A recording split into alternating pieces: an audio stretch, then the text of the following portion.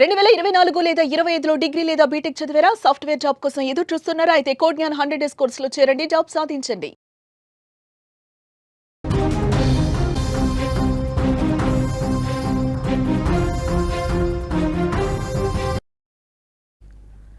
అనుమానమే పెనుభూతమైంది.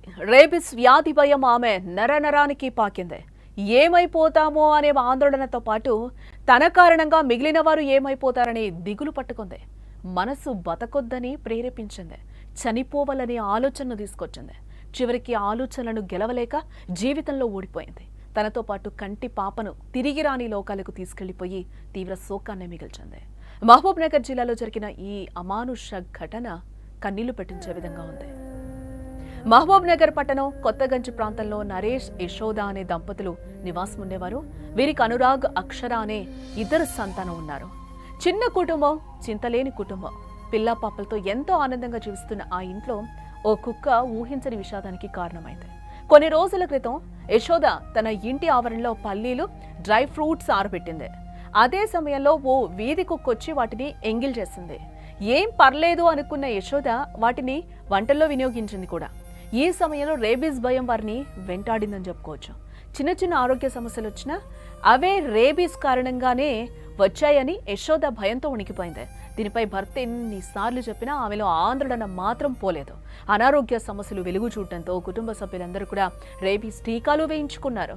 అలానే ఇతర వైద్యం కూడా చేయించుకున్నారట. కానీ యశోద మనసులో రేబీస్ అనే అనుమానం బలంగా నాటుకుపోయింది. దానికి రేబీస్ వ్యాధి కోసం యూట్యూబ్లో కూడా తెగ వెతకడం ప్రారంభించింది. చివరికి తనకు రేబీస్ సోకిందని తనకు తానే నిర్ధారణకొచ్చి భయంతో సోమవారం బలవన్మరణానికి పాల్పడింది. అలానే 3 ఏళ్ల కుమార్తెను కూడా హత్య చేసింది. అయితే చనిపోవడానికి ముందు యశోద కుమారుడు లక్కీ భర్త జాగ్రత్తగా ఉండాలని సూచిస్తూ డోర్ల మీద కూడా రాయడం జరిగింది.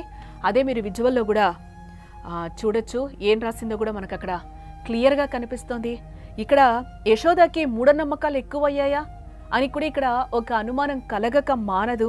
ఇంత టెక్నాలజీ పెరుగుతున్న మనం ఆధునిక యుగంలో ఏఐతో పరుగులు పెడుతున్న సందర్భంలో కూడా ఇంకా ఈ మూఢనమ్మకాలు ఉన్నాయా? ఆల్రెడీ యశోద టీకాలు వేయించుకుంది, వాటి గురించి చదివింది, చూసింది.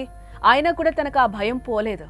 వాటికి సంబంధించి కూడా చాలా వరకు అవేర్నెస్ని కూడా క్రియేట్ చేస్తున్నారు. కుక్కలకి సంబంధించి కూడా ఈ మధ్య కాలంలో తరచుగా మనం వింటున్నాం. వీధి కుక్కలకి సంబంధించి కూడా ఎలాంటి ఉత్తర్వులు వస్తున్నాయి, వాటికి సంబంధించి కూడా కోర్టులు ఎలాంటి తీర్పులు ఇస్తున్నాయి, బయట కూడా జనాలు అవేర్నెస్ క్రియేట్ చేసే ప్రోగ్రామ్స్ని కూడా కండక్ట్ చేస్తూనే ఉన్నారు. అయినా కూడా ఈరోజు యశోద ఒక నిండు ప్రాణాన్ని కూడా బలి తీసుకుందని చెప్పొచ్చు. తనతో పాటు తన చిట్టి తల్లిని కూడా ఈరోజు లోకాన్నించి తీసుకువెళ్ళిపోయింది. ఒక అనుమానం, ఒక మూఢనమ్మకం ఒక పెనుభూతంగా మారి ఈరోజు ఈ లోకం నుంచి వాళ్ళని దూరం చేసిందని కూడా చెప్పచ్చు.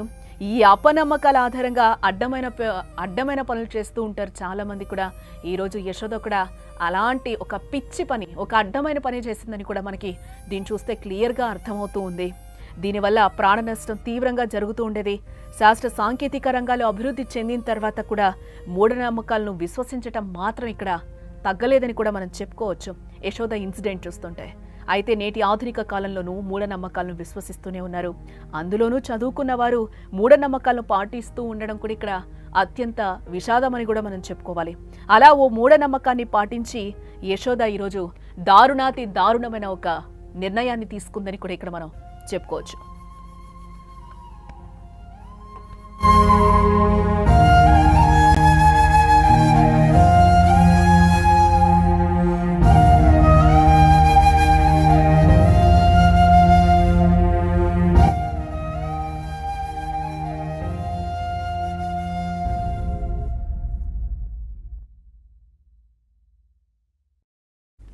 ఇక్కడ అనుమానమే పెనుభూతమైంది.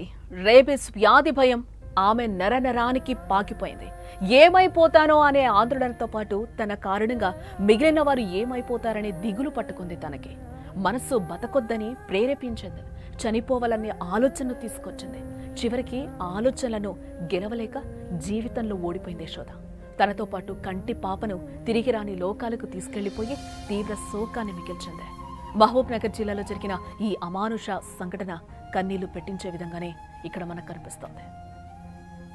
మహబూబ్ నగర్ పట్టణం కొత్తగంజ్ ప్రాంతంలో నరేష్, యశోద దంపతులు నివాసం ఉండేవారు. వీరికి అనురాగ్, అక్షర అని ఇద్దరు సంతానం ఉన్నారు. చిన్న కుటుంబం, చింతలేని కుటుంబం అంటూ కూడా వాళ్ళు హ్యాపీగా జీవనాన్ని సాగిస్తూ ఉన్నారు. పిల్ల పాపలతో ఎంతో ఆనందంగా జీవిస్తున్న ఆ ఇంట్లో ఓ కుక్క ఊహించని విషాదానికి కారణమైందని కూడా ఇక్కడ చెప్తున్నారు. కొన్ని రోజుల క్రితం యశోద తన ఇంటి ఆవరణలో పల్లీలు, డ్రై ఫ్రూట్స్ని ఆరబెట్టడం జరిగింది. అదే సమయంలో ఓ వీధి కుక్కొచ్చి వాటిని ఎంగిల్ చేసింది.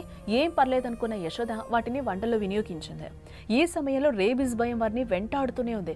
చిన్న చిన్న ఆరోగ్య సమస్యలు వచ్చినా కూడా అవే రేబీస్ కారణంగానే వచ్చాయని యశోద భయంతో వణికిపోతూనే ఉంది ప్రతిరోజు. దీనిపై భర్త ఎన్నిసార్లు ఆమెకి నచ్చజెప్పినా, ఆమెకి కొంచెం అవేర్నెస్ క్రియేట్ చేసినా కూడా ఆమెలో ఉన్న ఆందోళన, ఒక అనుమానం ఏదైతే ఉందో తన నుంచి ఇక్కడ పోలేదు. అనారోగ్య సమస్యలు వెలుగు చూడడంతో కుటుంబ సభ్యులందరూ కూడా రేబీస్ టీకాలు కూడా వేయించుకున్నారు. అలానే ఇతర వైద్యం కూడా చేయించుకున్నారు. కానీ యశోద మనసులో రేబీస్ అనే అనుమానం మాత్రం బలంగా నాటుకుపోయింది లోపల. దానికి రేబీస్ వ్యాధి కోసం యూట్యూబ్లో కూడా తెగ వెతకడం ప్రారంభించింది. చివరికి తనకు రేబీస్ సోకిందని తనకు తానే నిర్ధారణకు వచ్చేసి భయంతో సోమవారం బలవన్మరణానికి పాల్పడిపోయింది. అలానే 3 ఏళ్ల చిన్న పాపను కూడా హత్య చేసింది. అయితే చనిపోవడానికి ముందు యశోద కుమారుడు లక్కీ భర్త జాగ్రత్తగా ఉండాలని సూచిస్తూ కూడా ఆ గోడ మీద, ఆ డోర్ల మీద కూడా రాసింది, మీరు జాగ్రత్తగా ఉండండి అంటూ కూడా ఆమె చెప్పడం జరిగింది. కానీ కొంతమంది మనకి అనలిస్టులు చెప్తున్న ప్రకారం మనం చూస్తే, అంటే అన్ని డాగ్స్ వల్ల, అన్ని పెట్స్ వల్ల, అన్ని కుక్కల వల్ల కూడా ఇక్కడ రేబీస్ రాదు అనేది కూడా ఇక్కడ చెప్తూ ఉన్నారు. సునకాల వల్ల రేబీస్ సోకుతుంది. అయితే రేబీస్ వచ్చిన సునకాల వల్ల మాత్రమే మనుషులకు ప్రమాదం. అన్ని సునకాలకు రేబీస్ ఉండదు అని కూడా ఇక్కడ చెప్తున్నారు. కాకపోతే సాధ్యమైనంత వరకు కూడా వాటికి దూరంగా ఉండడం మంచిదే. ఒకవేళ వాటి లాలాజలం మనకు తగిలినా, కొన్ని సందర్భాల్లో అవి రక్కినా వెంటనే ఇంజెక్షన్స్ వేయించుకోవాలి. వెనకటి రోజుల్లో అయితే ఇంజెక్షన్స్ అంతగా అందుబాటులో ఉండేవి కాదు. బట్ ఇప్పుడు అవి విరివిరిగా మందులు లభిస్తున్నాయి కాబట్టి పెద్దగా ప్రమాదం లేదని కూడా చెప్తున్నారు. పైగా అత్యంత శక్తివంతమైన మందులు అందుబాటులోకి రావడంతో రేబీస్ అనే వ్యాధి కూడా మన దేశంలో నియంత్రణలో ఉంది. అలాగే గడిచిన కొన్ని సంవత్సరాలుగా 10ల సంఖ్యలోపే మన దేశంలో రేబీస్ కేసులు కూడా నమోదయ్యాయని కూడా మనకి చెప్తూ ఉన్నారు. అయితే రేబీస్ సోకిన కుక్క కరిస్తే మనుషులకు రేబీస్ వ్యాధి వ్యాపిస్తుంది. ఆరోగ్యవంతమైన కుక్క కరిచిన రేబీస్ రాదు. ఈ విషయం తెలియక యశోద ఈరోజు ఒక బలవన్మరణానికి పాల్పడినట్లుగా కూడా మనకి తెలుస్తోంది.